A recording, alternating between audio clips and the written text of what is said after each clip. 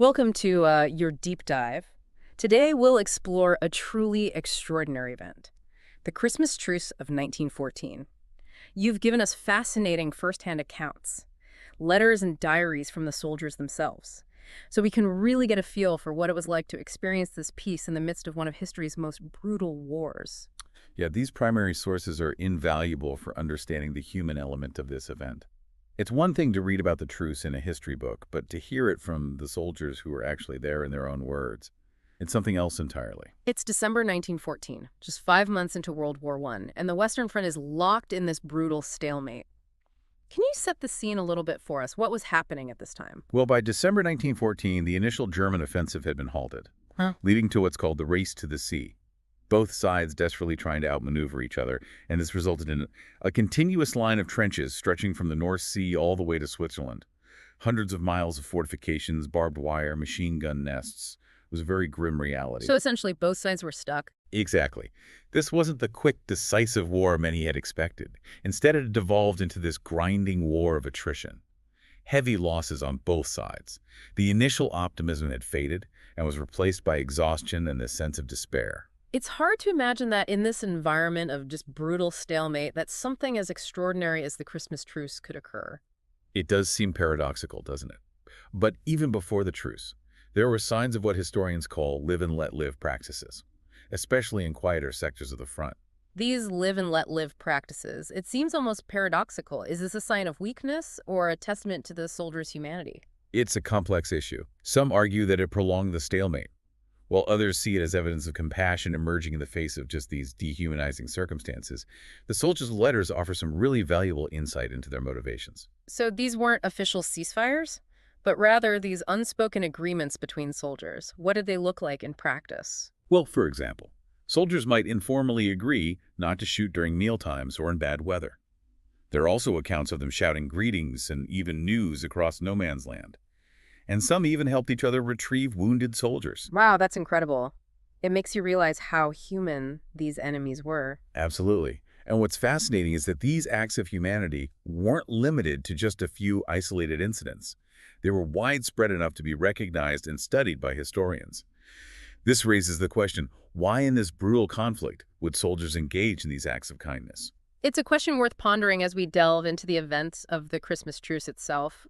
From what I've read in these letters, it seems like it all started quite subtly. You're right. It began with the familiar sounds of Christmas carols drifting across no man's land. The Germans placed candles on their trenches and on Christmas trees, then continued the celebration by singing.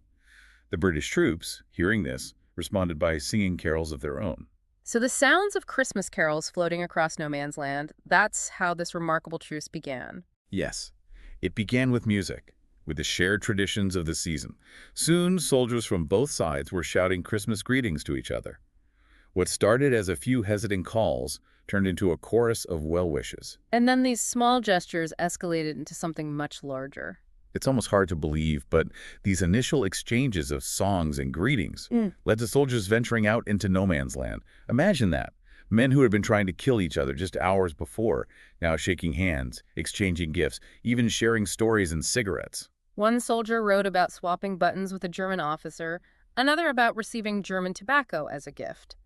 It's incredible to think that an estimated 100,000 soldiers participated in this truce. That's right. This wasn't just a few isolated incidents. From the Swiss border to the North Sea, peace broke out. It makes you wonder what was going through their minds. They'd been indoctrinated to see the other side as the enemy, yet here they were, sharing Christmas with them. Absolutely. It really challenges our assumptions about the nature of war and the power of propaganda. These soldiers, raised on nationalist rhetoric, were finding common ground with the very people they'd been told to hate. Makes you think about the psychological impact of war on these men. I mean, they were living in these horrific conditions under constant threat of death. Perhaps the truce offered a much-needed respite, a moment to reconnect with their shared humanity. That's a very insightful point. The truce wasn't just about singing carols and exchanging gifts. It also provided a chance for both sides to recover and bury their dead, a task made very difficult and dangerous by the constant fighting. Yes, several accounts mention joint burial services and even prisoner swaps. It must have been a truly surreal experience, mourning their fallen comrades alongside those they'd been fighting just hours before. Yeah, imagine the emotional toll of that experience. The weight of grief and the unsettling sense of camaraderie with the enemy. It really speaks to the complex and often contradictory nature of war. It's a stark reminder that war is fought by individuals, not faceless armies. And each of those individuals carries their own story, their own hopes and fears. Precisely. The Christmas truce, in all its facets, humanizes the conflict in a way that no history book ever could. And these letters, these personal accounts, bring that humanity to life. But it's crucial to acknowledge that not everyone embraced the truce. Some commanders saw it as a breach of discipline, right? Absolutely. For example, British General Horace Smith-Dorrien issued strict orders forbidding fraternization. He believed that any displays of camaraderie would undermine the war effort. And then there's the account of a young corporal who vehemently opposed the truce, Adolf Hitler. His disdain for the truce foreshadows the ruthlessness he would later display. It serves as a stark reminder that even amidst this remarkable display of humanity, the undercurrents of hatred and intolerance remained. This contrast in perspectives is fascinating. It seems the truce sparked a debate about the very nature of war, about the balance between military discipline and compassion. Exactly. Was the truce a naive lapse in judgment, or a powerful testament to the human spirit's ability to transcend conflict? There's no easy answer, and that's what makes this event so thought-provoking. It definitely makes you think. Okay, let's move on to one of the most captivating aspects of the truce, the legendary football matches in no man's land. Now, those stories really capture the imagination. Right. Picture this. Soldiers from opposing sides kicking around a makeshift ball, sometimes even a ration tin, right in the middle of no man's land. It seems almost surreal against the backdrop of this brutal conflict. There's been much debate among historians about the extent of these matches.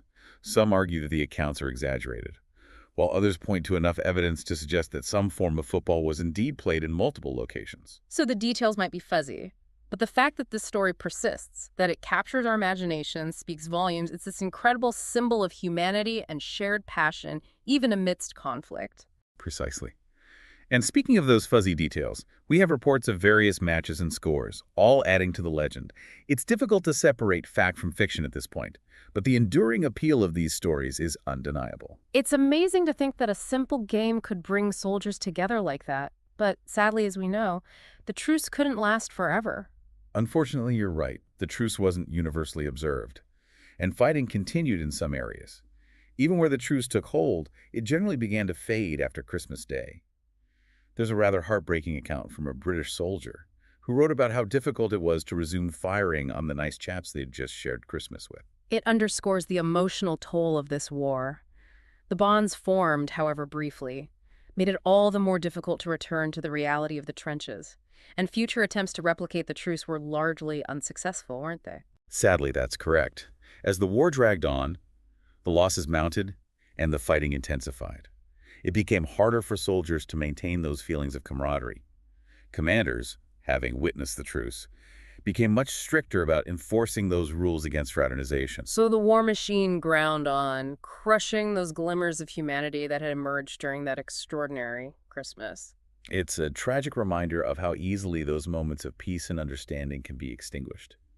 Yet the Christmas truce remains this potent symbol of hope and the inherent desire for peace, even amidst unimaginable conflict. It's a powerful testament to the enduring human spirit. It makes you wonder, could something like the Christmas truce happen in today's world? That's a good question.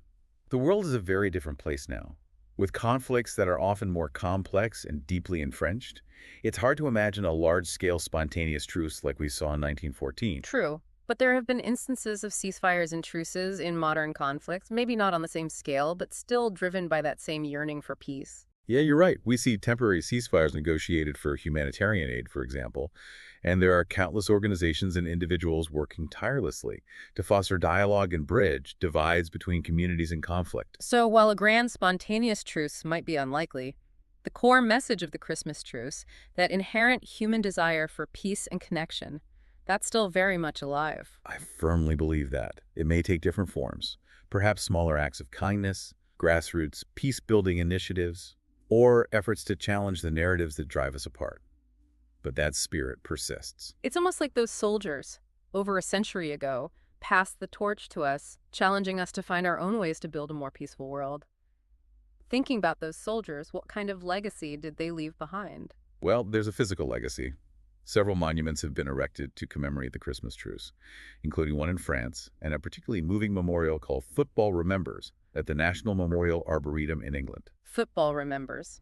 That's fitting, given those iconic images of soldiers playing football in no man's land. It is.